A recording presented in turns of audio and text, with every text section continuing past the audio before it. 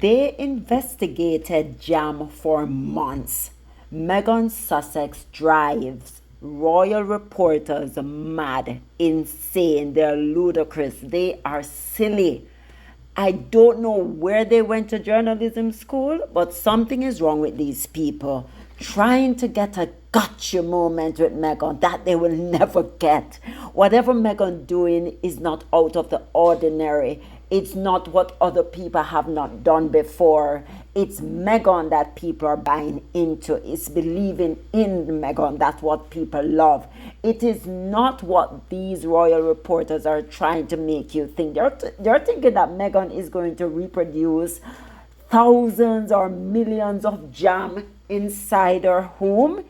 Come on, guys. That's what no one else do. So why are you making it about Meghan or pertaining it to just she alone? She must live by certain standards, but the Martha Stewarts, the Gwyneth Paltrows, they are not questioned about their value or what they're trying to bring to the table. It's always you guys trying to question Meghan as if you think that you own her, that she has to report to you, that she has to answer to you.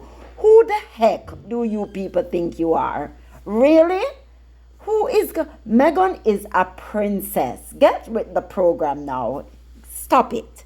Because you people are ridiculous. Now, when you're going to question Meghan's, where her jam was made and how it was made, how many meters away from her actual home, and as if, come on, guys. We need to stop being ridiculous now. We need to stop it. Imagine being so outraged and obsessed that you spend months investigating jam. Yes, guys, jam. Meghan Sussex's fruit spread has royal reporters and tabloid outlets losing their ever-loving minds. The Daily Mail, in its latest act, I think this was GB News. I was watching a program on GB News with her name. What's her name? Helen Coughlin. I don't know if I'm pronouncing her name. And this other ridiculous journalist, right?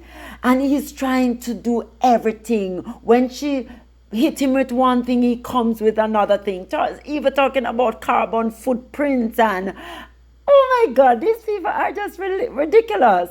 In their lunacy, admits it spent several months tracking down the source of Meghan's jam. You see how they're making Meghan very important? Because these people are obsessed. And guess what? They found nothing. So guys, when I tell you the obsession is real with Meghan, it's not normal. It is not normal behavior. Nobody behaves like this, especially with somebody that they claim that they do not like and she's irrelevant. Leave the woman alone, you vipers. Leave her alone. You are getting annoying now. It's ridiculous, right? You're going to spend months tracking down where she's not even marketing to you guys. So why are you so vested in where she's producing her products, what she's selling, who she's selling to? Meghan has a fan base. Her fan base will support her. You people need to stop, right? So it's crazy. It's crazy, guys. If you look at Martha Stewart, she's had a whole career on building homemade products, food products, and also homeware products. And they're all manufactured in Pennsylvania, while she lives in New York. So I don't see her anytime soon setting up a production line in her New York kitchen to meet demand. And even if you look at the Windsor Strawberry Reserve, that's being sold on the Windsor website, that's not made in Windsor. Believe it or not, it's made elsewhere in factories around the UK. Welcome back. We're looking at where truth and success in the face of a media machine gone mad. I'm telling you, they've gone mad. The Jamvestigation. Let's start here.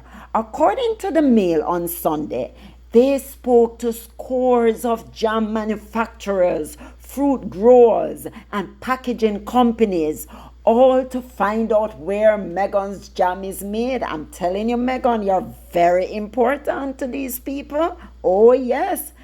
Some were near Meghan and Harry's Montecito home, others thousands of miles away, and still no one could find anything.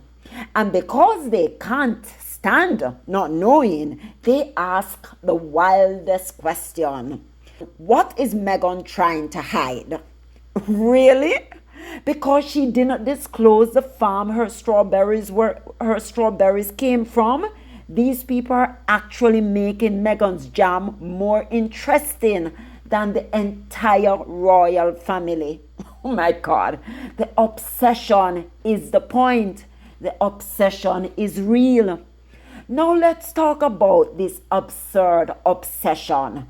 A woman launches a lifestyle brand with fruit spreads and a few sweet updates. But instead of reviewing the product or leaving her alone, they go full MI6 over a jar of jam. This isn't journalism, guys. This is talking. It is talking. Imagine the carbon footprint, they say.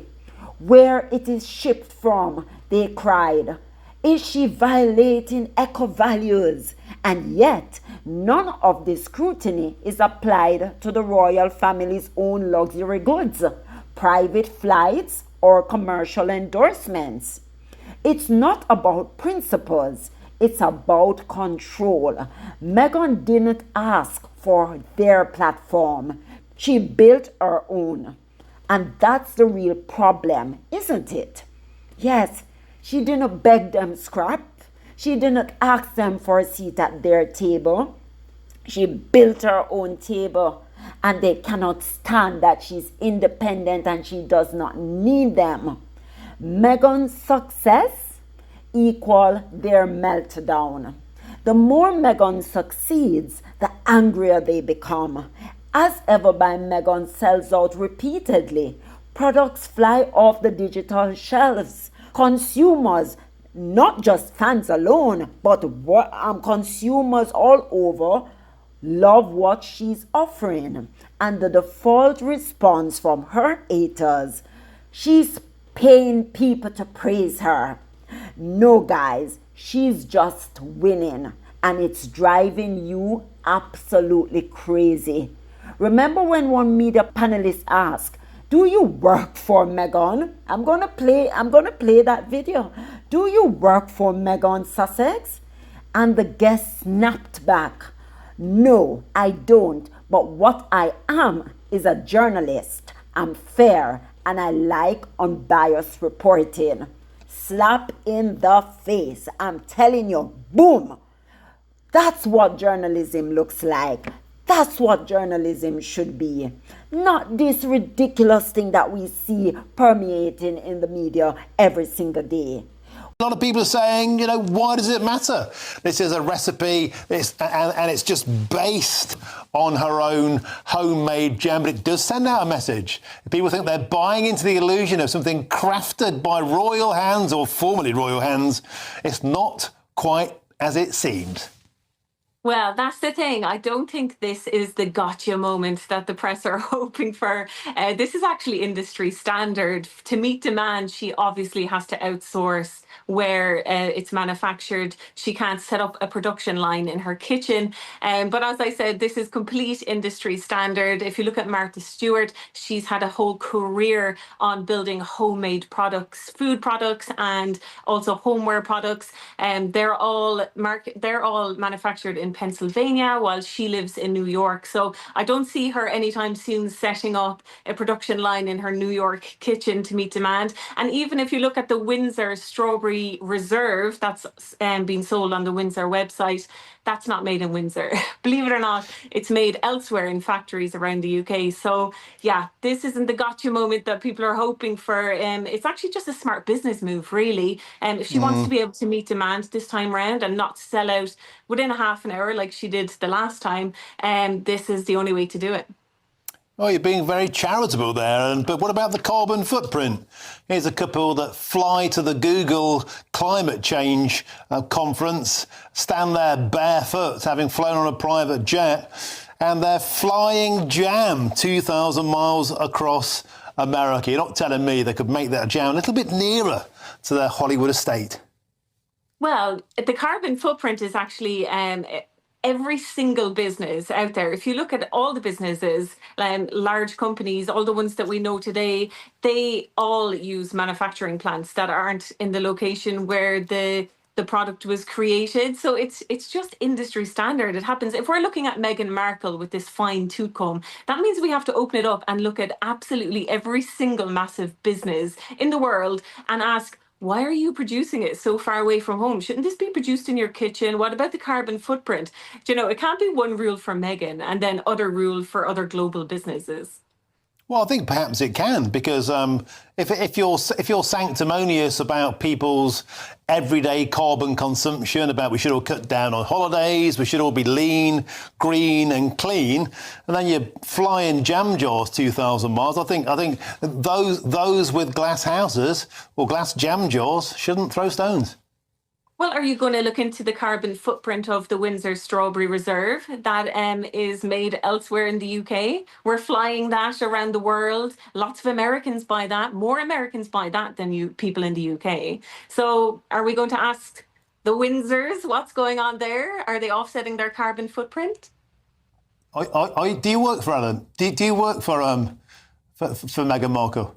No, I don't. But what I am is a journalist, and I'm fair, and I like unbiased reporting. So that's what I base my reporting on. And I think that actually all the reporting on Meghan Markle has been very biased. What they refuse to see. Let's put this in perspective. Meghan is a successful entrepreneur, a wife and mother, a former working royal who walked away from dysfunction, and now a brand owner whose jam gets more coverage than the actual UK policy. The problem isn't the jam, it's that Meghan is thriving. They wanted her broke, humiliated, crawling back. Instead, she's building, branding, and banking without the firm. And that triggers everything they stand for, especially those who need to believe the royals are the pinnacle of success. Let her live. So here's the truth.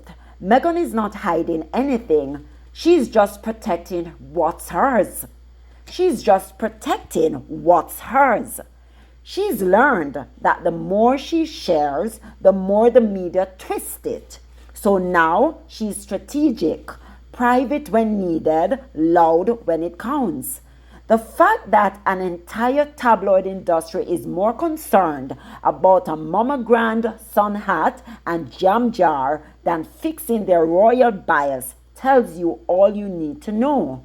Let's keep supporting her light, her choices, and yes, even her jam. Because if you're sanctimonious about people's everyday carbon consumption, about we should all cut down on holidays, we should all be lean, green, and clean, and then you're flying jam jars 2,000 miles, I think those with glass houses or glass jam jars shouldn't throw stones.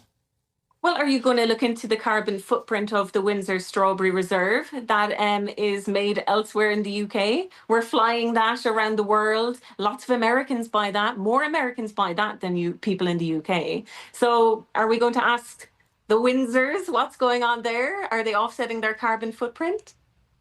Do you work for Alan? Do you work for Meghan Markle?